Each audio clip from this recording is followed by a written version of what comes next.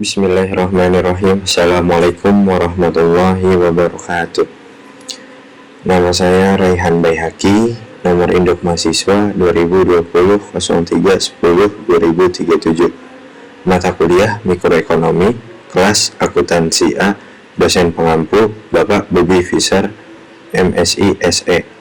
Dalam kesempatan kali ini saya ingin menjelaskan tentang materi pengaturan pasar.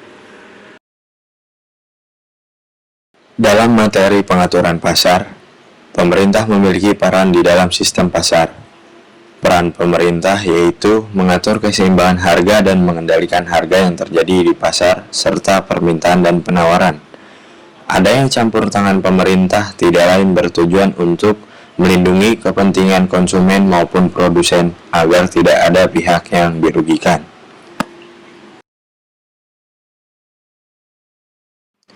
Yang pertama adalah peran pemerintah dalam penentuan harga. Dalam hal ini, pemerintah mempunyai peran dalam mengatasinya. Cara-cara yang dilakukan pemerintah diantaranya sebagai berikut: intervensi secara langsung maupun intervensi secara tidak langsung. Intervensi secara langsung. Yang pertama adalah penentuan harga maksimum atau selling price. Cara ini dilakukan pemerintah dengan menentukan harga tertinggi yang berlaku di pasar, yang tingginya berada di bawah harga pasar. Adapun tujuan penentuan harga maksimum yang dilakukan oleh pemerintah adalah untuk melindungi konsumen sehingga harganya terjangkau dan untuk menurunkan harga barang yang berlaku di pasar. Yang kedua adalah penentuan harga minimum atau floor price. Cara ini dilakukan pemerintah dengan menentukan harga terendah yang berlaku di pasar, yang tingginya berada di atas harga pasar. Tujuan pemerintah menentukan harga minimum adalah untuk melindungi produsen agar tidak merugi dan untuk menaikkan harga barang yang berlaku di pasar.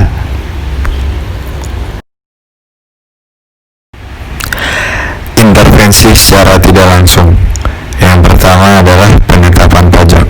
Kebijakan penetapan pajak dilakukan oleh pemerintah dengan cara mengenakan pajak yang berbeda-beda untuk berbagai komoditas.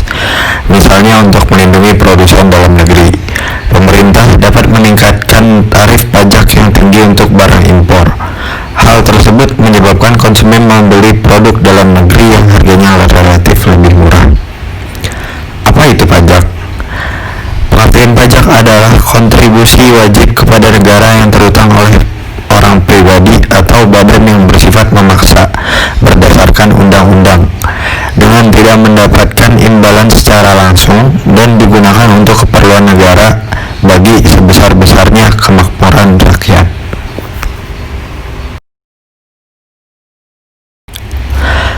Fungsi pajak.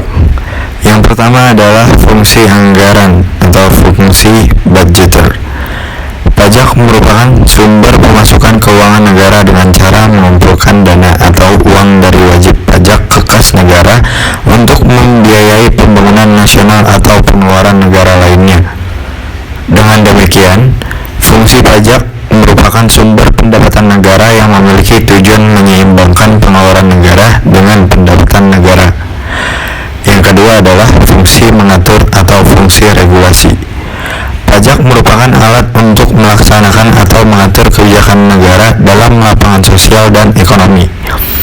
Fungsi mengatur tersebut antara lain, pajak dapat digunakan untuk menghambat laju inflasi, pajak dapat digunakan sebagai alat untuk mendorong kegiatan ekspor, seperti pajak ekspor barang, pajak dapat memberikan proteksi atau perlindungan terhadap barang produksi dari dalam negeri, contohnya pajak pertambahan nilai atau PPN. Pajak dapat mengatur dan menarik investasi modal yang membantu perekonomian agar semakin produktif. Yang ketiga adalah fungsi pemerataan atau pajak distribusi. Pajak yang dapat digunakan untuk menyesuaikan dan menyeimbangkan antara pembagian pendapatan dengan kebahagiaan dan kesejahteraan masyarakat. Dan yang terakhir, yang keempat adalah fungsi stabilisasi.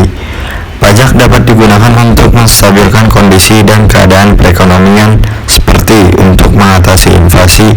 Pemerintah menetapkan pajak yang tinggi sehingga jumlah uang yang beredar dapat dikurangi.